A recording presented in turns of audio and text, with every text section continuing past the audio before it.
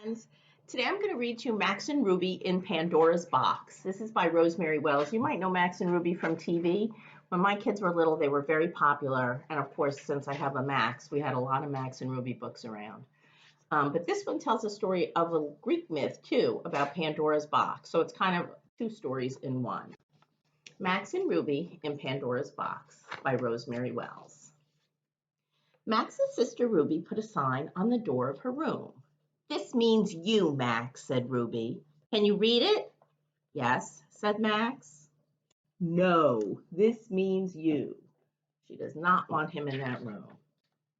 But Max had no idea what the sign said. When Ruby wasn't looking, he sneaked into her room to see what was in her jewelry box.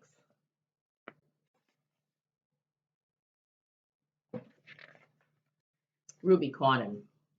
"Max," said Ruby, "can't you read what this sign says?" "No," said Max. Ruby read him the sign out loud 3 times. "No, this means you.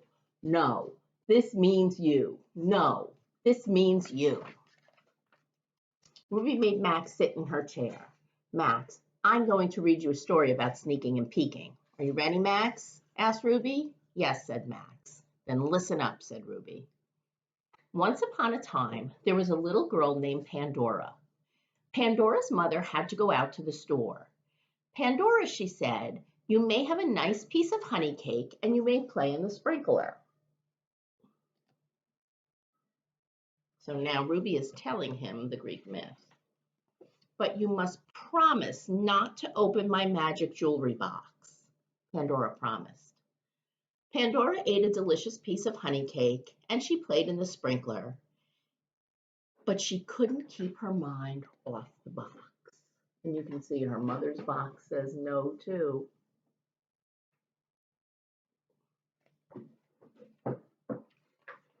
Pandora tried to x-ray the box with her eyes. "I think I see sugar lumps in there," she said.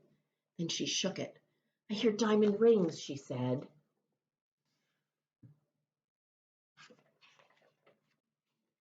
Pandora sat outside on the terracium, away from temptation. That fancy word, terracium, is really just terrace.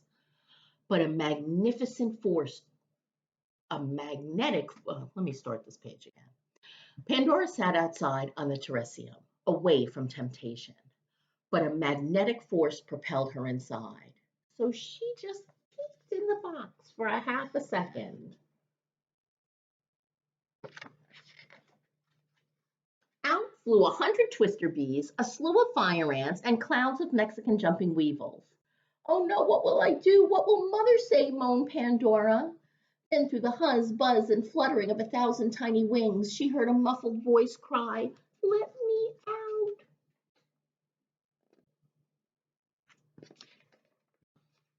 Left inside the forbidden box was a little green spider. "Eek!" yelled Pandora.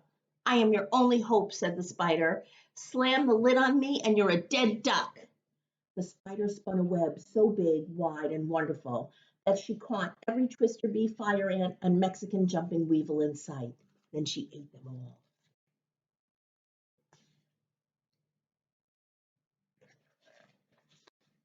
"I'm going back to bed, Pandora," said the spider, "but you must promise that you will never snoop again." "Never, never again," promised Pandora. When Pandora's mother returned, the house was entirely bug-free. "What a good bunny you are," said her mother. "I'm going to take you out to the movies."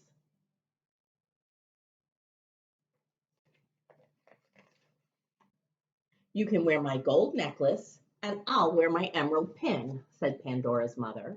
Look at the picture carefully. Look what Pandora's mother does before she opens the box. Ruby closed the book. "What did Pandora's sign say, Max?" asked Ruby. "No," said Max. "And what does my sign say, Max?" asked Ruby. "No," said Max.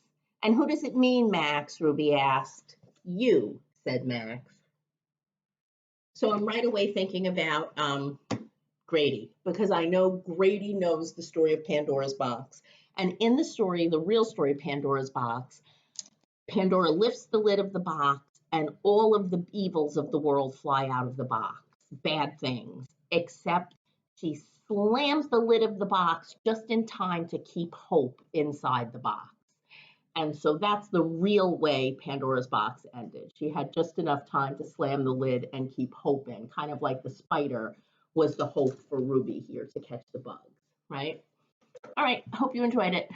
Ta-ta, friends.